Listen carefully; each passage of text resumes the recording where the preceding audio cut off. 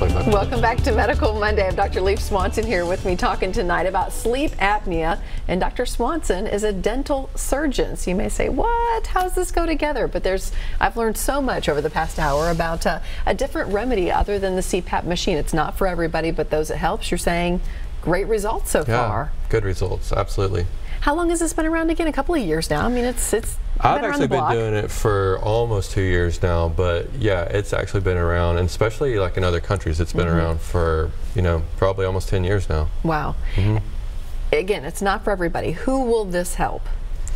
It will help, obviously, the people that can't wear the CPAP and you feel like it's too cumbersome, you feel like it's suffocating you, and you feel like you could wear some type of, oral appliance or retainer, definitely will benefit you, especially the mild to moderate sleep apnea patients. If you can hold it up again, I want to give people a really good look at this. It really looks like one of those Invisalign or maybe even a retainer. I mean, it's pretty benign. Yeah, there's not a lot to it. And especially like with this one, it's in 2 pieces, so put it in as a breeze. You're not having to put in one big, mouthpiece like a Big Mac.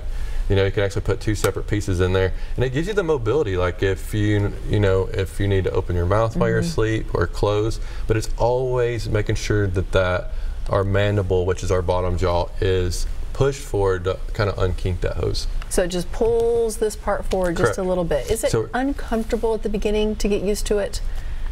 Well, we try to do well, and that's a good question, because we try to make it, and we do certain measurements to try to keep from having soreness on the jaws.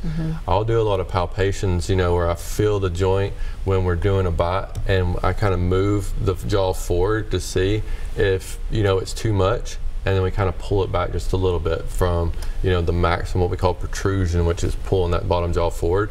And we'll kind of pull it back to about 60–70% of that. And we'll have the patient spot down if that feels good, and we'll make a bite off of that. And then you do the molding, and there you go. But there's always some tweaks that can be made. It's not like, here's your molding, there you go. We're always having, if the patient's, again, if it's too much, we can always back it off. If it's not enough, we can always titrate it to give it a little bit more. So. You said you have a very busy dental practice, so why did you really start to focus on this? What is your interest in it? Well, I've been so interested in preventative medicine. I'm not like, if people come to me and they think I'm the dentist that, if it's not broke, don't fix it, then I'm not your dentist. If you want a dentist that, when you come to your appointment, we actually call it a preventative appointment, to get your teeth clean, and you want me to sit down and look over things, all the time, you go over a patient's medical history and you see them with all these different medications. And you want to say, what can I do to help to kind of prevent that from happening, that big cascade of effect of things from happening? So I've always just, I've read a lot and just try to find different ways to be on that preventative, progressive side of, my profession. So. And I think just with this, where I said, we're doing a show on sleep solutions and a dentist is coming in, but a lot of our physical health, I guess the warning signs, or even there are signs to what's going on in our body and our mouth. Absolutely, absolutely. And again, with airway constriction, and we're starting to see people have reflux from that. Well, a lot of these diseases can only thrive in an acidic environment. So if that environment in their mouth is really acidic, or if it's acidic, in their stomach, they're more susceptible to having, diseases or infections in that area. So. All right, so the main premise of this appliance is to pull that lower jaw forward, kind of unkink the airway, and hopefully the snoring goes away. And people are just sleeping better. Yeah, they wake up and they're rested, they can actually go about their day and not feeling like, it's chronic fatigue, and they're having to, and this is another thing, they wake up and they're tired. What's the first thing that they want to do? They want to douse a bunch of caffeine. They want to douse a bunch of sugar, first thing. And so you're raising, blood pressure immediately. You're probably eating things that's going to cause inflammation and irritation to your digestive system. So, I mean, the first thing in the morning when you're waking up and you're not getting rest, you're starting off the day wrong. Yeah, absolutely. Let's jump to the lines. We have Sherry on the line. Sherry, thanks for calling in tonight. What's your question? Yes. I we have talked about sleeping.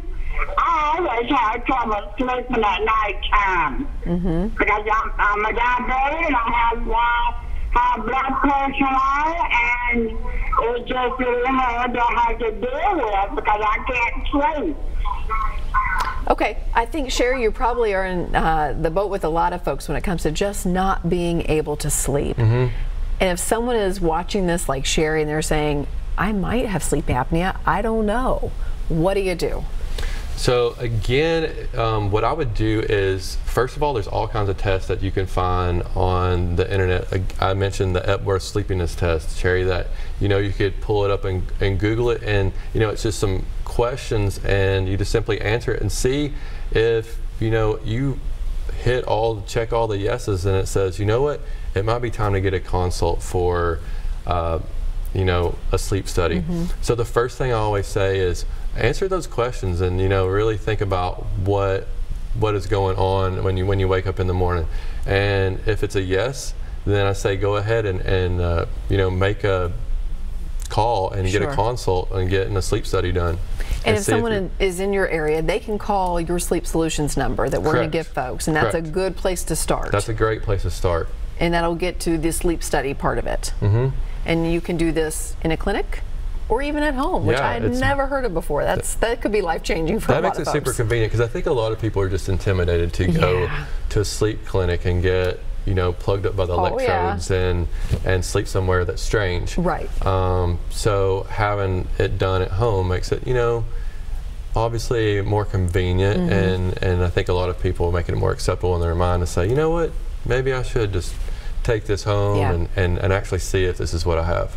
I know, I've never really understood that. I'm sure, if this is your option, you can make it work, but having to go somewhere foreign that you're kind of being tested on your sleep, people are going to and then being like, okay, I got to sleep tonight the best I can, or the way I always do. It has to be hard, so being able to do it at home must make a difference. And it's not a very cumbersome thing. It's like I said, it's just a headband with a simple cannula that fits around your nose. The instructions are pretty easy.